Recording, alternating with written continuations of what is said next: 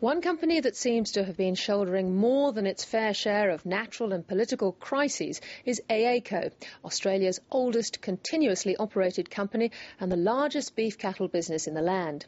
David Farley was appointed to turn around the company as chief executive after it was hit by drought and the GFC.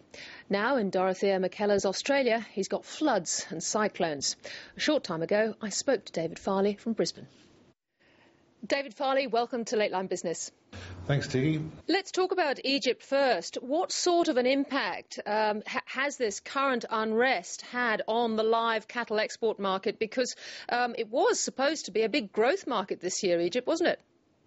Yes, it has been planned to be a big growth market, Tiggy. Last year it took about 7.2% of the Australian exports, and with a greater degree of potential this year.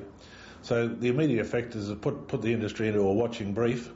Into an asset or a market that's been developed over the last couple of years into a closed-loop system.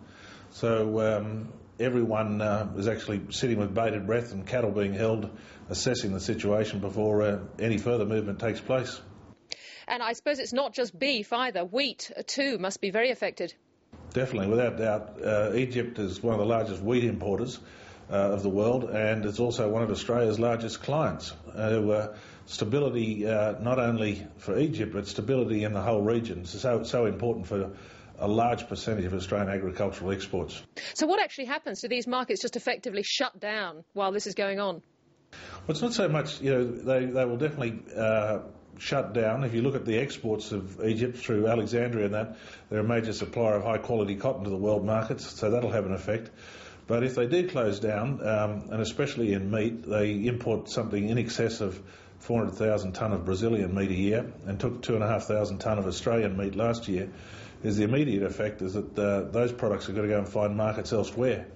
So either country will probably disenfranchising each other, whether it be in Russia or whether it be in China or Southeast Asia, to gain new markets for product that's disenfranchised from this current position.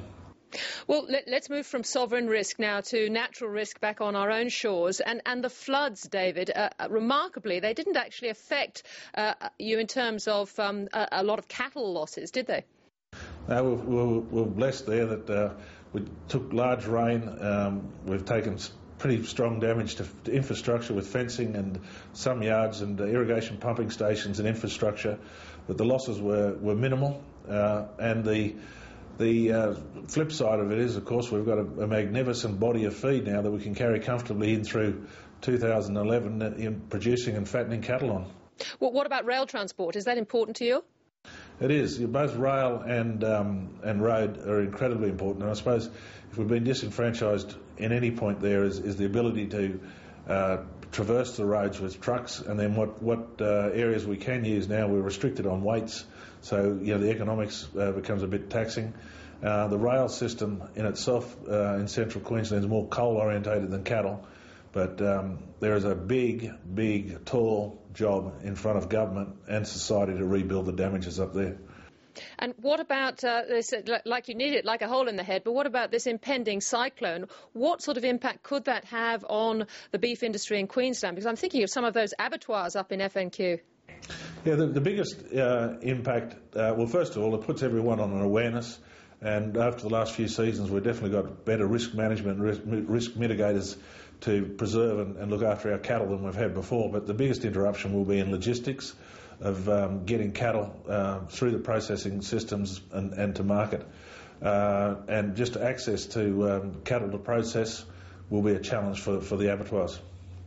Let me talk about cotton now, because this is something that you brought to AACO last year and introduced huge cotton plantings really to take advantage of very favourable conditions on the pricing front.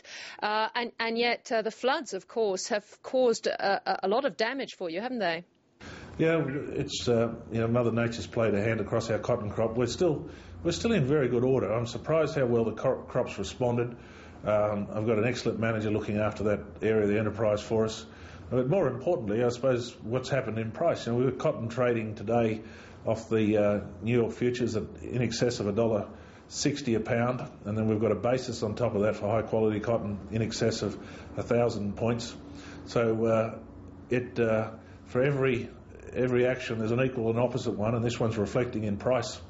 I guess you sold forward about half of your crop. Are you going to be able to deliver on that with what you can save? Yeah, no, we're comfortable with our forward delivery exposure, more than comfortable there. But I suppose the disappointing part is when you look out, you know what you could have had. We'll still do well out of it, but not as well as we should have. So can you give us a feel? I know your results are coming out in the next week or so. Can you give us a feel for what this has all done? You plan to be in the black this year, I assume?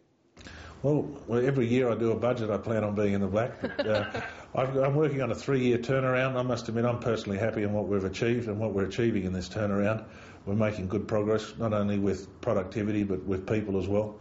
Market development right across the board, and I'm really excited about being able to share that with our shareholders in the next few weeks.